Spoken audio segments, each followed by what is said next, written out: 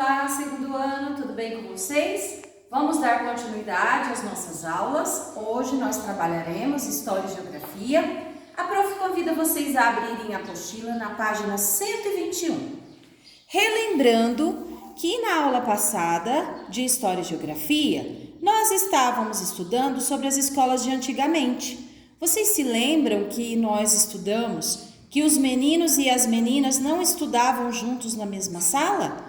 Eles estudavam em salas separadas e as meninas, além de português, matemática, as disciplinas básicas, aprendiam costurar, bordar, pintar, e os meninos aprendiam artes em madeira, trabalhos de marcenaria e também atividades esportivas. Agora nós vamos fazer a leitura na página 121 do depoimento de Dona Alice sobre suas lembranças da infância. Quando a gente lê aqui Dona Alice, quer dizer que se trata de uma pessoa mais velha, que se trata de uma vovó, tá? Vamos ler então o que Dona Alice se lembra da sua infância? Aprendi a ler no grupo escolar do Triunfo, na Alameda Cleveland, ali depois da Ponte do Bom Retiro.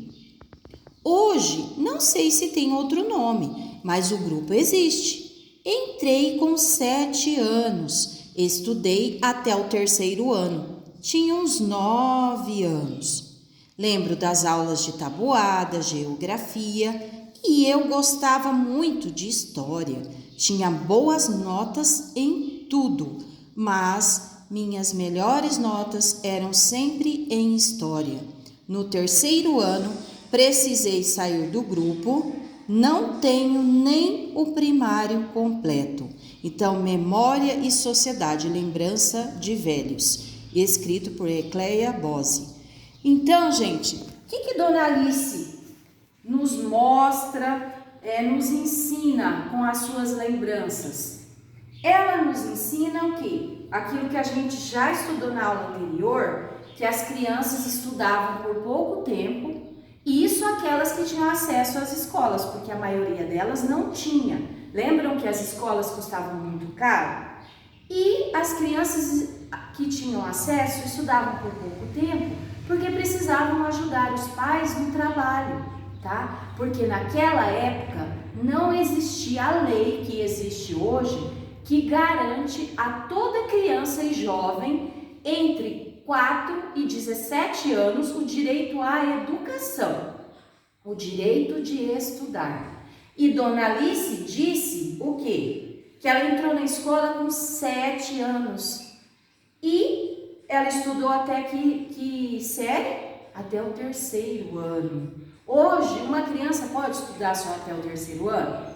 Não, né? Porque a lei dá o direito de toda criança e jovem entre 4 e 17 anos estudar. Muito bem. E quais eram as disciplinas preferidas? Quais as disciplinas que Dona Alice estudava e qual era a sua preferida? Ela estudava História, Geografia, Tabuada, que pertence à matemática. E qual que era a disciplina preferida dela? História. Ela tinha boas notas em História. E ela disse no final que não tem nem o primário completo. O primário corresponde ao nosso ensino fundamental 1, tá?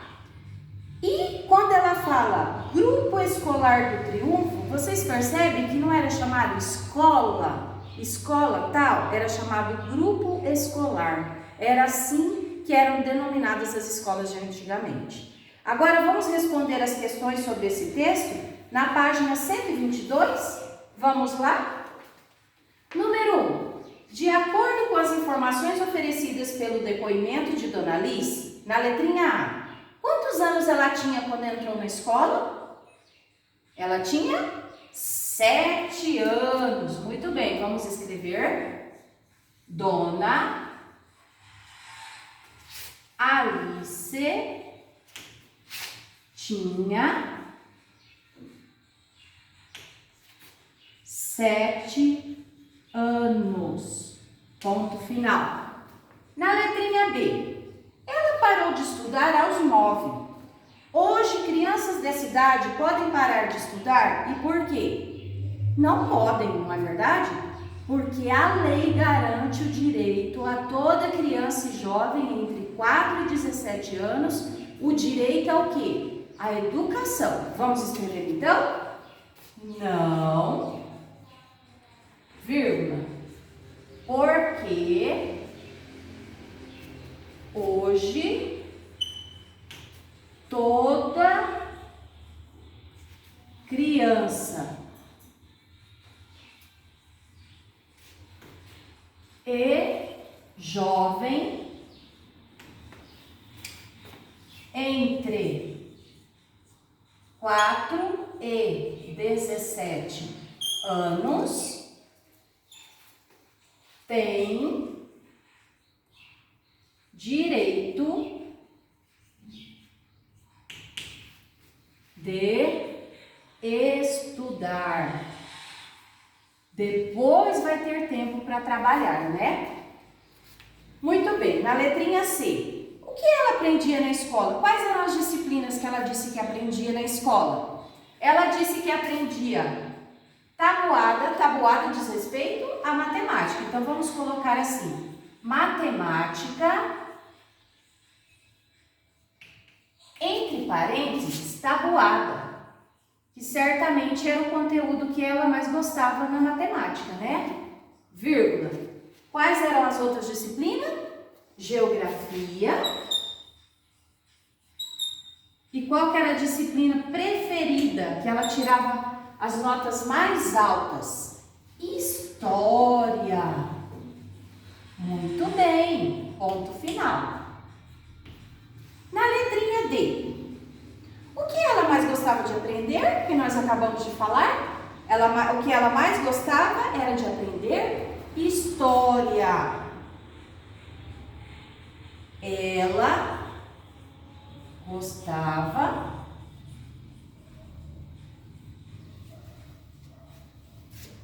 mais de história. Muito bem. Na letrinha E. E você? Qual é a disciplina ou o que você mais gosta de aprender na escola? E por quê? Daí vocês escrevam na letrinha E. Resposta pessoal, resposta de cada um de vocês, tá bom? Agora, nós vamos para o exercício 2. Leia o texto a seguir e observe as imagens. O grupo escolar Alameda Triunfo, onde Dona Alice estudou, começou a funcionar no ano de 1900, muito tempo atrás, na época dos bisavós, tataravós de vocês, tá? Ele tinha em torno de 200 alunos naquela época. Com o passar do tempo, o número de alunos aumentou. Por isso, no ano de 1926, então 26 anos depois, a escola mudou de local. Ela também mudou de nome e passou a se chamar João Kopke, em homenagem ao governador e educador de mesmo nome. Em todos esses anos, outras mudanças foram feitas no prédio. Vamos observar as imagens? Então, aqui o Grupo Escolar Alameda do Triunfo, no ano de 1907. E aqui a Escola Estadual João Kopke, que ela mudou de nome, né, como a gente leu antes. Essa foto foi tirada no ano de 2019. Então, com base nessas duas fotos, releia a frase de Dona Alice. Hoje não sei se tem outro nome, mas o grupo existe. Ele continua existindo, certo? Sobre essa afirmação, assinale a frase correta. A escola, no primeiro quadradinho, a escola não mudou desde a época em que Dona Alice era aluna. Segundo quadradinho, a escola em que Dona Alice estudou não existe mais.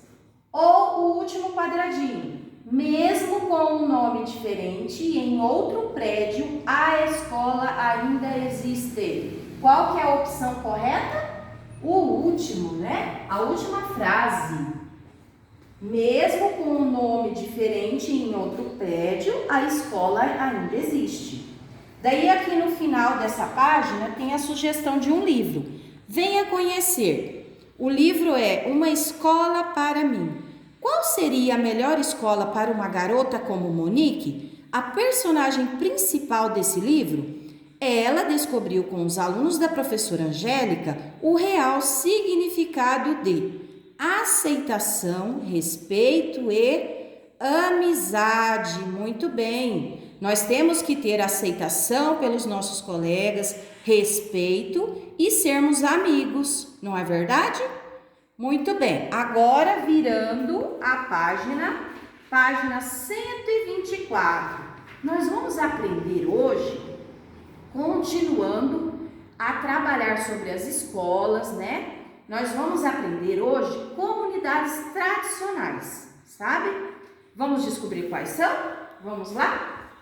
Grande parte das escolas do Brasil são urbanas, quer dizer que são na cidade, ou seja, estão localizadas em cidades, mas há escolas localizadas em outros locais, como as escolas das comunidades tradicionais. Vamos descobrir quem faz parte dessa comunidade tradicional? Vamos lá?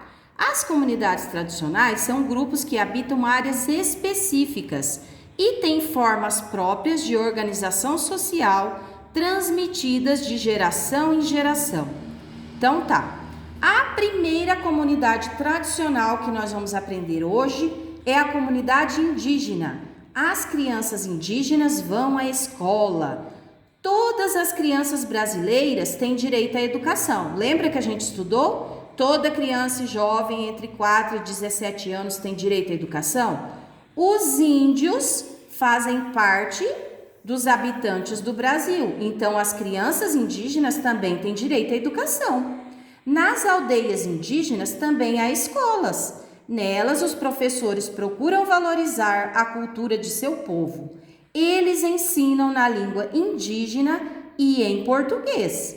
Nas culturas indígenas, os mais velhos são muito respeitados. Faz parte da aula ouvir os mais velhos para aprender sobre os saberes de seus antepassados. Então, além deles aprenderem disciplinas básicas, eles aprendem. As crianças indígenas aprendem a língua deles, a língua indígena, o nosso português, porque eles moram no Brasil e nós falamos português, certo? E eles têm aulas com as pessoas mais velhas da tribo. Por quê? Faz parte da cultura deles ouvir os mais velhos, para aprender como que eram os povos que vieram, os índios que vieram antes deles, dos seus antepassados. Aqui nós temos duas fotos. Essa aqui é a aula na Escola Indígena Bacaval, no estado de Mato Grosso, no ano de 2018. E essa é a aula na Escola Indígena Sateré Mauê, no estado do Amazonas. Foi tirada no ano de 2014. Muito bem, virando a página, a apostila, agora a página 125.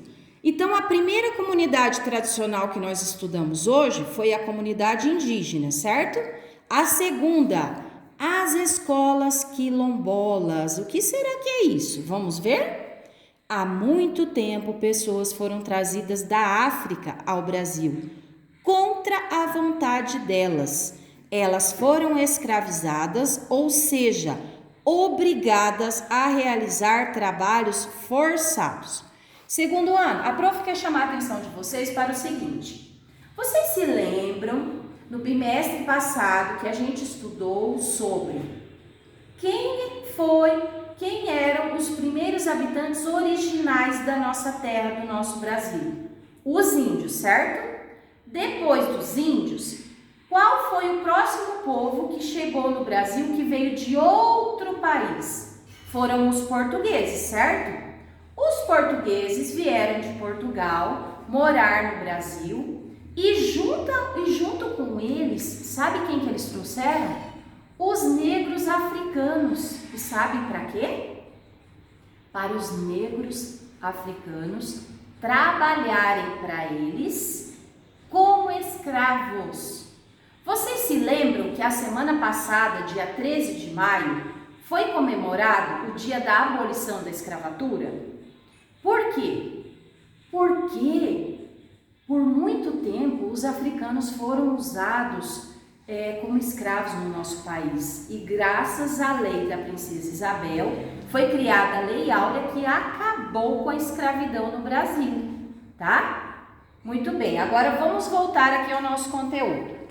Então, os negros vieram, os africanos, para o Brasil para realizar trabalhos forçados. Muitos deles resistiram à situação de escravidão, fugindo e se refugiando nas matas, se escondendo nas matas. Por quê? Eles não aceitavam trabalhar daquela forma, porque eles trabalhavam e vocês sabem o que eles recebiam em troca do trabalho? Eles não recebiam dinheiro, eles só recebiam a comida e mais nada. Essas pessoas, então, criaram comunidades chamadas quilombo.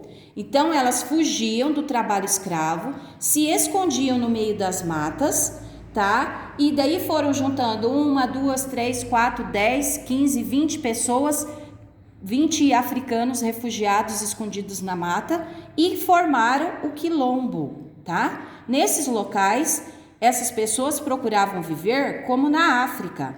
Então, eles continuaram a manter os seus costumes, tá? Em pouco tempo, muitas outras pessoas também foram viver nos quilombos, em busca de melhores condições de vida. Hoje, os descendentes desses moradores conquistaram o direito de preservar a cultura de seus antepassados e o direito também à educação. Eles não moram aqui no Brasil? Então, se eles moram no Brasil, eles têm direito à educação. E além deles aprenderem as disciplinas básicas, assim como os índios, eles também continuam a preservar a cultura de seus antepassados, né, tendo direito à educação. E por isso foram criadas as escolas quilombolas, tá? Aqui é a imagem de uma escola quilombola. As crianças quilombolas aprendem o mesmo que outras crianças, mas também estudam as tradições e valorizam a herança cultural de seus ancestrais. Então, eles cultivam as tradições, respeitam a cultura que eles receberam das pessoas mais velhas, dos seus antepassados, tá? Para manter vivas essas tradições, os mais velhos realizam festas, danças e contações de histórias para ensinar a geração mais nova como que eles foram criados, como que era a cultura deles, os costumes deles, né? Aqui é a escola no Quilombo Boa Esperança, em Presidente Kennedy, no estado do Espírito Santo. Essa foto foi tirada no ano de 2019. Muito bem.